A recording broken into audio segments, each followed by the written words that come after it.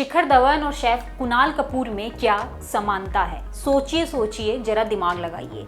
थोड़ा tricky question तो है, तो चलिए हम ही आपको बताते हैं इसका जवाब। शिखर धवन और शेफ कुणाल कपूर के जीवन की एक घटना दोनों को पास लाकर खड़ी करती है। वो है दोनों की क्रूर पत्नियां। पहले शिखर धवन पत्नी की क्रूरता के शिकार हुए और अब शेफ कुणाल कपूर। तो आइए जानते हैं कि इन दोनों सेलिब्रिटीज के क्रूर पत्नियों की कहानी। नमस्कार, स्वागत है आपका न्यूज रूम पोस्ट में। मैं हूं आपके साथ Roshni Singh. Popular celebrity chef Kunal Kapoor का डिवोर्स हो गया।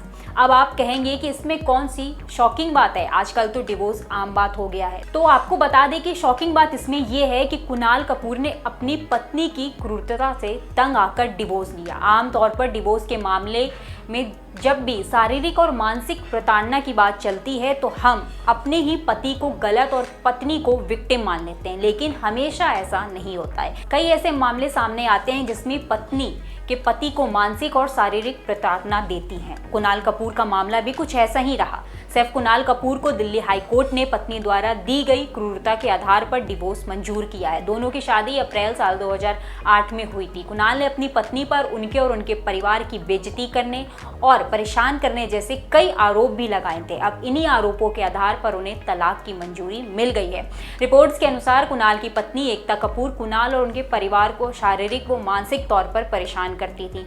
दोनों का एक बेटा भी है जिसका वो सही तरह से ध्यान नहीं रखती थी। साल 2015 से कुणाल की पत्नी अपने बेटे को लेकर उनसे अलग रह रही थी और कुणाल को अपने बेटे से मिलने तक नहीं देती थी। वहीं कुणाल से लगातार वो पैसों की मांग भी किया करती थी। कुणाल कपूर ने कोर्ट में अपनी पत्नी के इन करतूतों को साबित किया, जिसके बाद उनका तलाक मंजूर कर दिया गया। बीते साल क्रिकेटर शिखर धवन को आयशा मुखर्जी ने 4 अक्टूबर साल 2023 में तलाक की मंजूरी मिल गई थी। आयशा मुखर्जी एक तलाकशुदा महिला थी। शिखर से जब उनकी मुलाकात हुई तब उनकी 2 बेटियां थीं। आयशा उम्र में भी शिखर से 10 साल बड़ी थी, लेकिन शिखर धवन को इससे कोई दिक्कत नहीं थी। उन्होंने आयशा की दोनों बेटियां रिया और आलिया को अपनाया। बाद में आयशा और शिखर का बेटा जोरावर पैदा हुआ, जो आयशा के साथ ऑस्ट्रेलिया में रहता था। आयशा ऑस्ट्रेलिया में बॉक्सर थी, लेकिन शिखर से शादी के बाद उन्होंने अपना कामकाज भी छोड़ दिया था। उनका पूरा कर्ज शिखर धवन ही देखते थे और उन्हें पैसे से भी देते थे। इसके बावजूद वो शिखर को उनके बेटे से मिलने नहीं देती थी। शिखर ने तलाक के लिए अपनी याचिका में